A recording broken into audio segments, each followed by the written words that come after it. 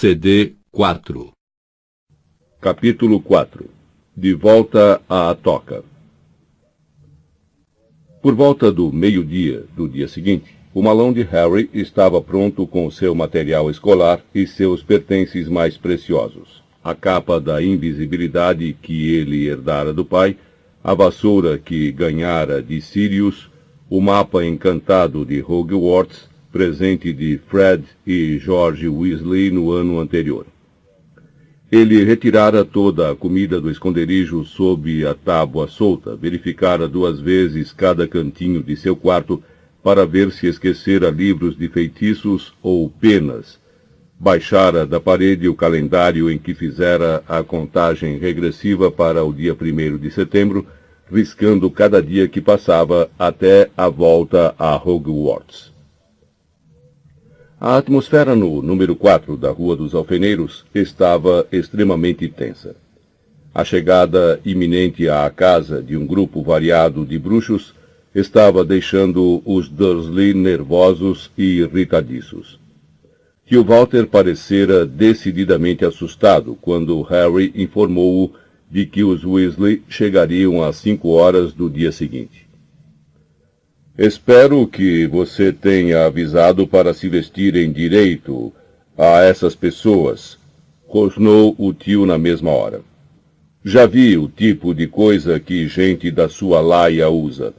É melhor terem a decência de vestir roupas normais. É só. Harry sentiu uma ligeira apreensão. Raramente vira o casal Weasley usar alguma coisa que os Dursley pudessem chamar de normal. Os filhos até usavam roupas de trouxas durante as férias, mas o senhor e a senhora Weasley, em geral, usavam vestes longas e surradas em vários graus. Harry não se incomodava com o que os vizinhos pudessem pensar, mas estava aflito com as grosserias que os Dursley pudessem fazer aos Weasley, se eles realmente correspondessem à péssima ideia que os tios faziam dos bruxos. Tio Walter vestira o melhor terno. Para alguns, isto poderia parecer um gesto de boas-vindas, mas Harry sabia que era porque o tio queria impressionar e intimidar. Duda, por outro lado, parecia ter encolhido. Não era porque a dieta afinal estivesse produzindo efeito, mas por medo. O garoto saíra do último encontro com um bruxo adulto levando um rabo de porco enroscado que saía pelo fundilho das calças e tia Petúnia e tio Walter precisaram pagar um hospital particular em Londres para remover o tal rabo. Portanto, não surpreendia que Duda não parasse de passar a mão nervosamente pelo bumbum e andasse de lado quando ia de um cômodo a outro para não oferecer o mesmo alvo ao inimigo. O almoço foi uma refeição quase silenciosa. Duda sequer protestou contra a comida, queijo branco e aipo ralado. Tia Petúnia não comeu nadinha. Manteve os braços cruzados, os lábios contraídos e parecia estar mastigando a língua, como se refreasse o discurso violento e injurioso que queria fazer para Harry. Eles virão de carro, naturalmente, vociferou tio Walter por cima da mesa. Fez Harry. Ele não pensara nisso. Como é que os Weasley viriam apanhá-lo? Não tinham mais carro. O velho Ford Anglia, que outrora possuíam, atualmente andava rodando pela floresta proibida de Hogwarts. Mas no ano anterior, o Sr. Weasley tomara emprestado o carro do Ministério da Magia. Será que faria o mesmo hoje? Acho que sim, respondeu Harry. Tio Walter bufou para dentro dos bigodes. Normalmente ele teria perguntado qual era a marca do carro do Sr. Weasley. Tinha uma tendência a julgar outros homens pelo tamanho e o luxo de seus carros. Mas o garoto duvidava que o tio tivesse simpatizado com o Sr. Weasley, mesmo que o bruxo dirigisse uma Ferrari. Harry passou a maior parte da tarde em seu quarto. Não suportava ver tia Petúnia espiar entre as cortinas a todo instante, como se tivesse havido um alerta de que existia um rinoceronte à solta. Finalmente, às 5:45, Harry voltou ao térreo e entrou na sala de estar. Tia Petúnia ajeitava compulsivamente as almofadas. Tio Walter fingia ler o jornal, mas seus olhinhos miúdos não se mexiam, e Harry teve certeza de que, na realidade, ele mantinha os ouvidos muito atentos para a chegada de um carro. Duda se enterrou numa poltrona, sentado em cima das mãos muito gordas, e segurava com firmeza o bumbum. Harry não suportou a tensão. Saiu da sala e foi se sentar na escada do hall, os olhos no relógio de pulso e o coração batendo muito forte de tanta excitação e nervosismo. As 5 horas vieram e se foram. Tio Walter, suando ligeiramente o terno, abriu a porta da frente, espiou para um lado e outro da rua e recolheu depressa a cabeça. Eles estão atrasados, rosnou para Harry. Eu sei, disse Harry. Talvez o trânsito esteja ruim ou outro problema qualquer. 5:10, depois 5:15. Harry estava começando a ficar ansioso também. Às 5:30, ele ouviu os tios conversarem em murmúrios tensos na sala de estar. Não tem a menor consideração. Poderíamos ter outro compromisso. Talvez eles pensem que serão convidados para o jantar se chegarem tarde. Certamente que não serão, respondeu o tio Walter. E Harry o ouviu se levantar e começar a andar pela sala.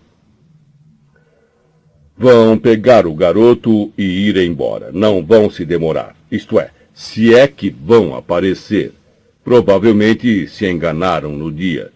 Eu diria que gente da laia deles não liga muito para a pontualidade. Ou isso, ou estão dirigindo uma lata velha que parou de...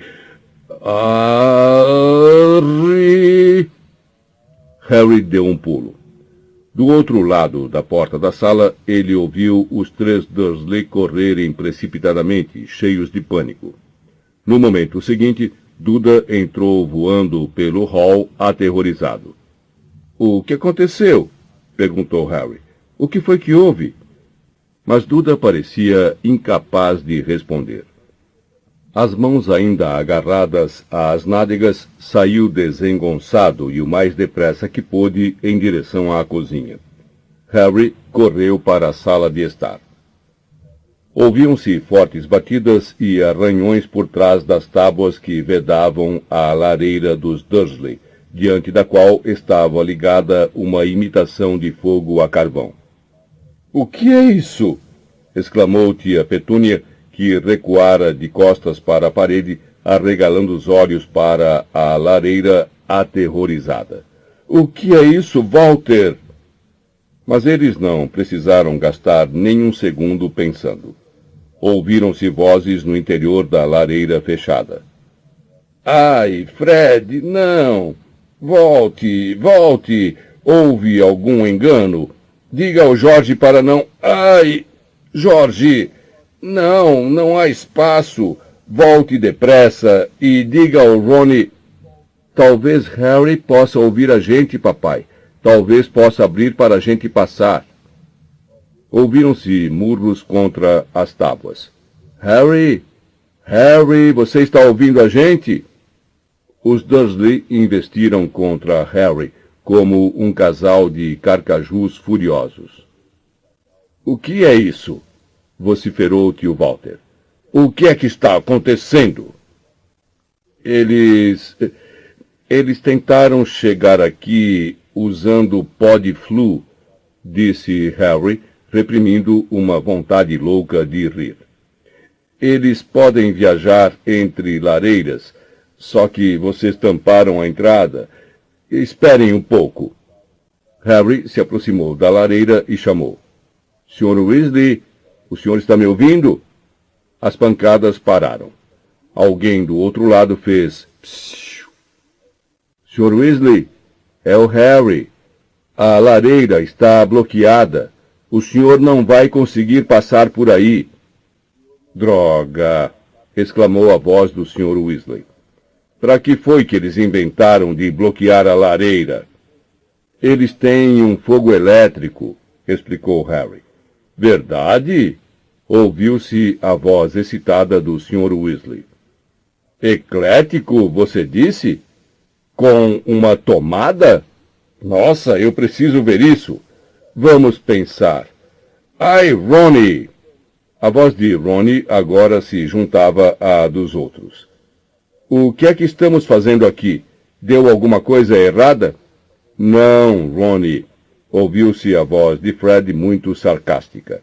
Era exatamente aqui que queríamos chegar. E estamos nos divertindo de montão, acrescentou George, cuja voz parecia abafada, como se ele estivesse esmagado contra a parede. Meninos, meninos, disse o Sr. Weasley vagamente. Estou tentando pensar no que fazer. É o jeito. Afaste-se, Harry. Harry recuou até o sofá. Tio Walter, porém, avançou para a lareira. Espere aí, berrou para a peça. O que é que você vai fazer exatamente? Bam!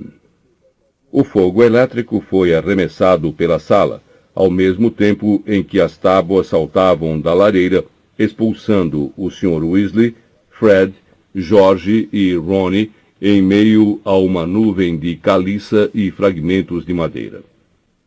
Tia Petúnia berrou e caiu de costas por cima da mesinha de centro. Tio Walter agarrou-a antes que ela batesse no chão e encarou os Weasley boquiaberto, incapaz de falar, todos de cabelos ruivos, inclusive Fred e George, gêmeos idênticos até a última sarda. Agora melhorou, ofegou o Sr. Weasley, espanando a poeira das longas vestes verdes e endireitando os óculos. Ah, vocês devem ser a tia e o tio de Harry.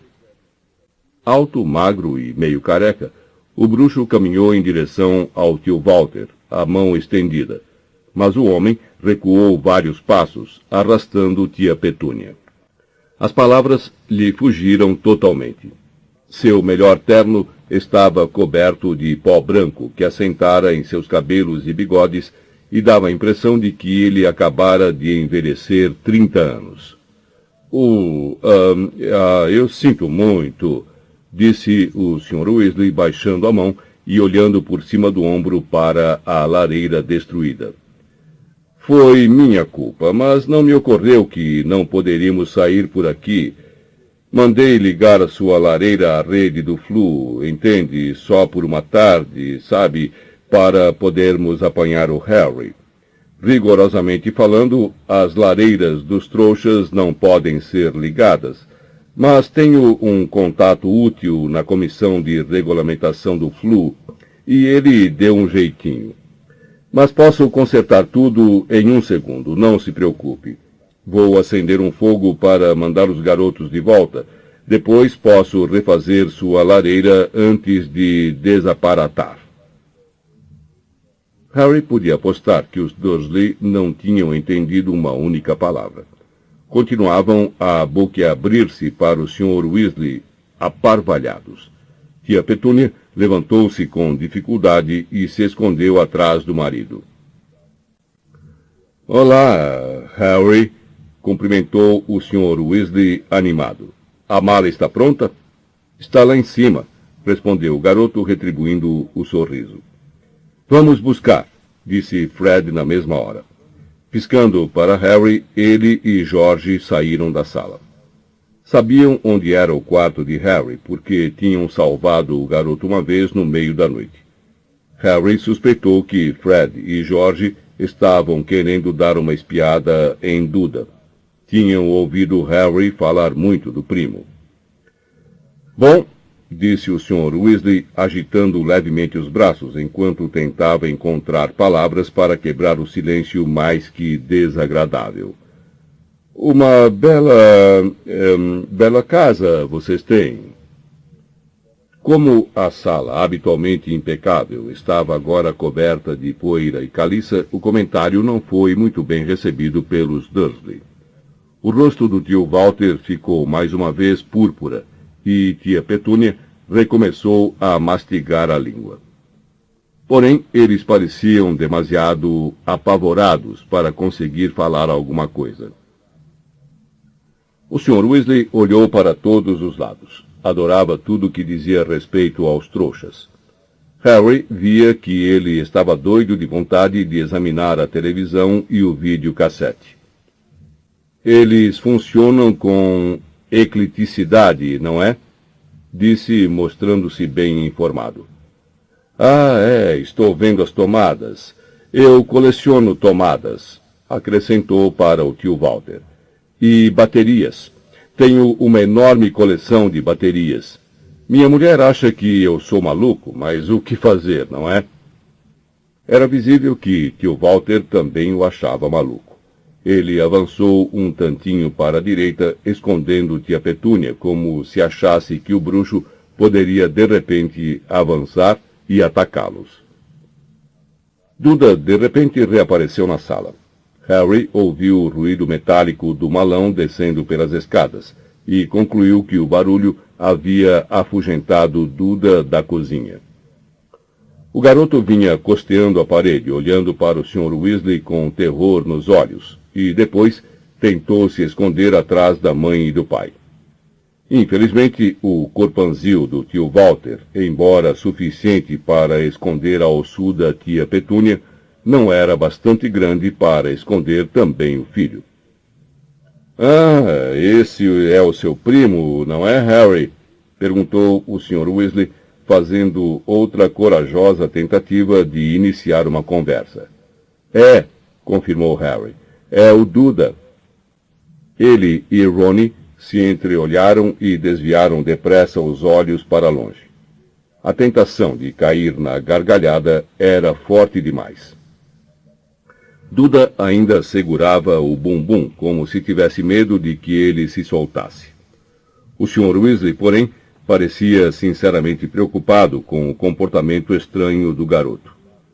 De fato, pelo tom de voz com que falou a seguir, Harry teve a certeza de que o Sr. Weasley achava que Duda era tão maluco quanto os Dursley achavam que ele era. Só que o Sr. Weasley sentia piedade em vez de medo. Está gostando das férias, Duda? Perguntou bondosamente. Duda choramingou. Harry viu as mãos do primo apertarem com mais força o bumbum maciço. Fred e George voltaram à sala trazendo o malão escolar de Harry. Eles olharam para os lados ao entrar e viram Duda. Seus rostos se abriram em sorrisos malvados idênticos. Ah, certo, disse o Sr. Weasley. Melhor irmos andando, então. Ele arregaçou as mangas das vestes e puxou a varinha. Harry viu os Dursley recuarem contra a parede como se fossem uma pessoa só. Incêndio! Disse o bruxo, apontando a varinha para o buraco na parede. As chamas irromperam na mesma hora na lareira, crepitando alegremente como se já estivessem acesas há horas. O Sr. Weasley tirou do bolso um saquinho fechado com cordões, desamarrou-o, tirou uma pitada do pó e jogou-o nas chamas, que viraram verde esmeralda e rugiram com mais força do que antes. Pode ir, Fred, disse o Sr. Weasley. Estou indo, respondeu Fred. Ah, não, espera aí. Um saquinho de balas caiu do bolso de Fred, e o conteúdo se espalhou em todas as direções. Grandes caramelos em embalagens muito coloridas. Fred saiu catando os caramelos, guardando-os de volta no bolso. Depois deu um adeuzinho animado aos Dursley, adiantou-se e entrou direto nas chamas, dizendo, "A toca!" E a Petúnia soltou uma exclamação trêmula. Ouviu-se um barulho de deslocamento de ar e Fred desapareceu. Agora você, George, disse o Sr. Weasley. Leve a mala. Harry ajudou George a carregar a mala até as chamas da lareira e virou-a de ponta para o gêmeo poder segurá-la melhor. Depois, com um segundo deslocamento de ar, George gritara "A toca!" e desapareceu também.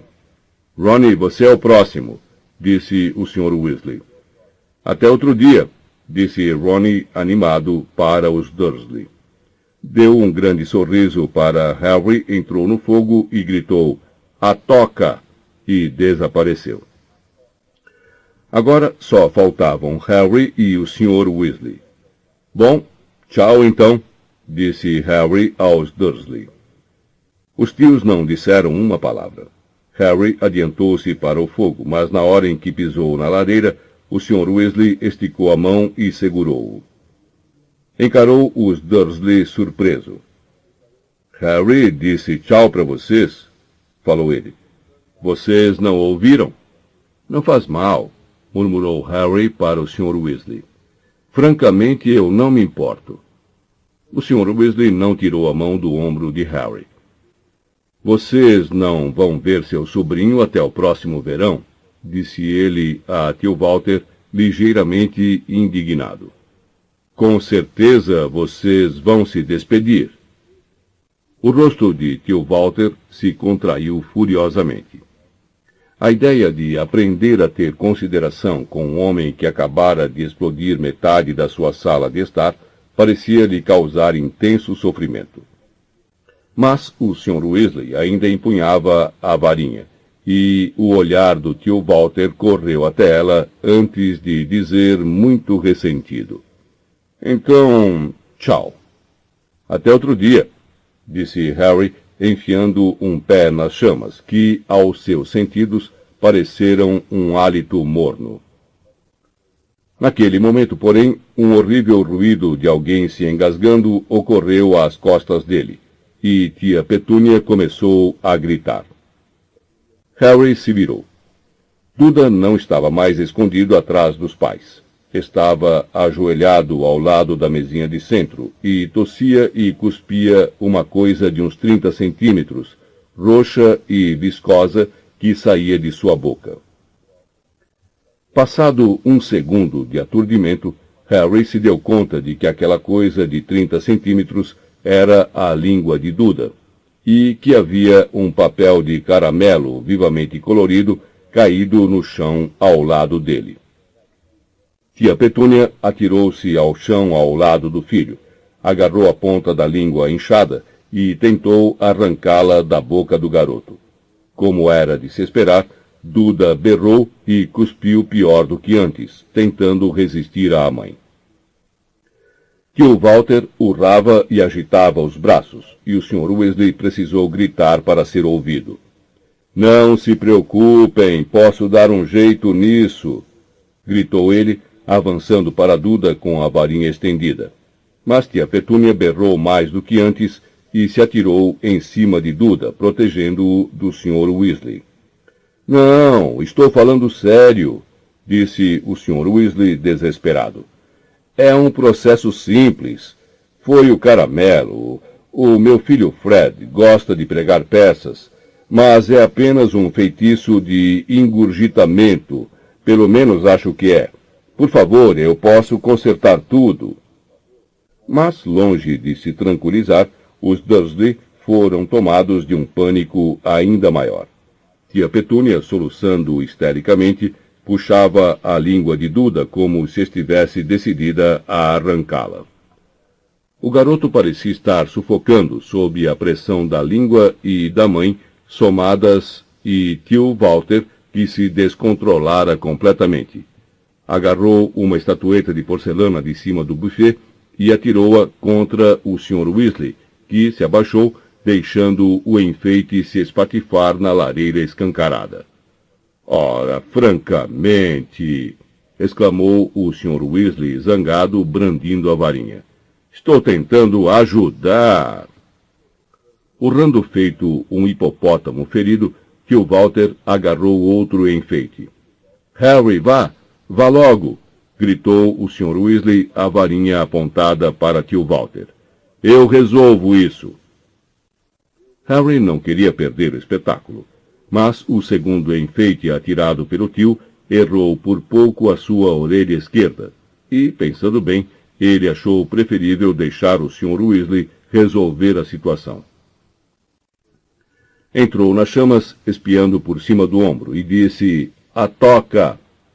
Seu último vislumbre da sala de estar foi o Sr. Weasley arrancando com a varinha um terceiro enfeite da mão do tio, tia Petúnia gritando agachada por cima de Duda e a língua do primo pendurada para fora como uma grande e viscosa jiboia. Mas no momento seguinte, Harry começou a rodopiar em grande velocidade, e a sala de estar dos Dursley desapareceu de vista numa erupção de chamas verde esmeralda. Fim do CD 4.